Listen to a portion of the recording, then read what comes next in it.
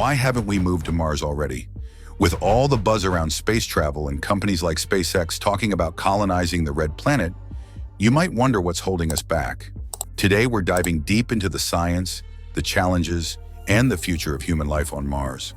Buckle up, because the journey to Mars is a lot more complex than it might seem. First, let's talk about distance. Mars is not just around the corner. At its closest approach, it's about 56 million kilometers, or 34.7 million miles away from Earth.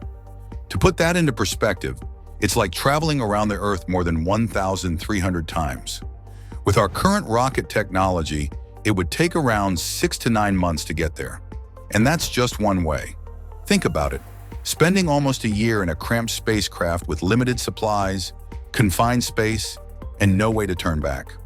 Not to mention, communication with Earth would have a significant delay, up to 20 minutes for a single message to reach Mars and get a response. This long journey isn't just a technical challenge, it's also a psychological one. Astronauts would face isolation, boredom, and the stress of knowing they're millions of miles away from home. Next, let's look at Mars itself. It's a beautiful, fascinating world, but it's also incredibly hostile to life as we know it. Mars's atmosphere is 100 times thinner than Earth's and composed mostly of carbon dioxide. So you definitely can't breathe there. And the weather? It's freezing. The average temperature on Mars is about -80 degrees Fahrenheit or -60 degrees Celsius. In some places, it can drop to as low as -195 degrees Fahrenheit or -125 degrees Celsius.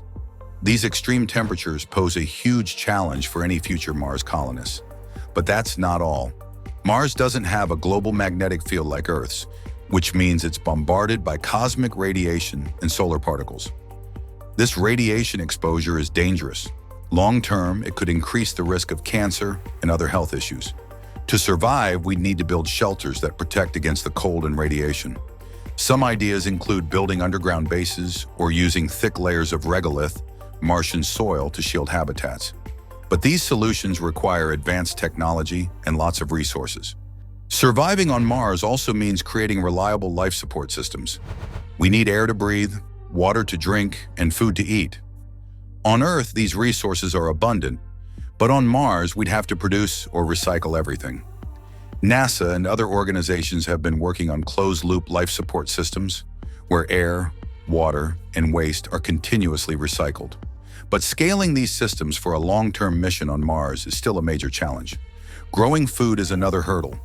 We'd need to create Martian greenhouses capable of sustaining crops in a barren, low-light environment.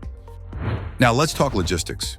Everything we'd need on Mars, building materials, technology, even basic supplies, would have to be sent from Earth. That's incredibly costly and complex. Imagine the challenge of setting up a colony on a planet with no existing infrastructure, no roads, no power plants, no ready access to resources. We'd need to develop new methods of manufacturing on Mars using local materials, like turning Martian soil into building blocks or extracting water from the ice beneath the surface. But these technologies are still in early development stages. The first few missions to Mars will likely focus on setting up the basics, creating a reliable source of power, establishing communication networks, and building the first human habitats.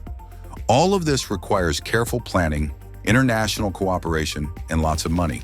Speaking of money, let's not forget the cost.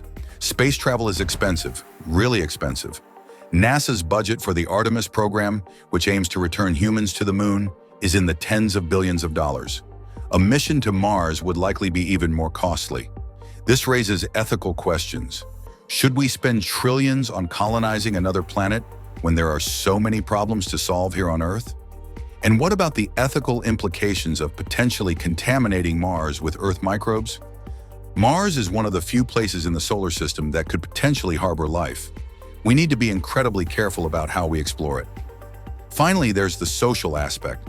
Establishing a colony on Mars would require a new way of thinking about governance, law, and human rights. What happens if people born on Mars want independence?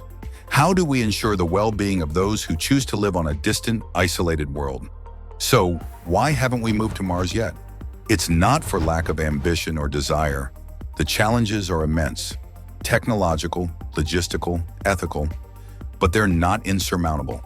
With continued innovation, international collaboration, and a clear vision for the future, we may one day call Mars home. For now, Mars remains a dream that inspires our imagination and drives our quest for exploration. But with each passing year, we're making strides toward turning that dream into reality. Whether it's advancements in rocket technology, life support systems, or even the ethical frameworks we'll need, every step forward brings us closer to the day when humanity might finally set foot on the red planet. So as we look to the stars and envision our future on Mars, let's remember that the journey is just as important as the destination. The challenges are immense, but the rewards, learning more about our universe, pushing the boundaries of what's possible, and perhaps one day thriving on another world, are worth every effort. If you enjoyed this video and want to stay updated on the latest in space exploration, don't forget to like, subscribe, and hit that notification bell. Together, we'll keep exploring the final frontier.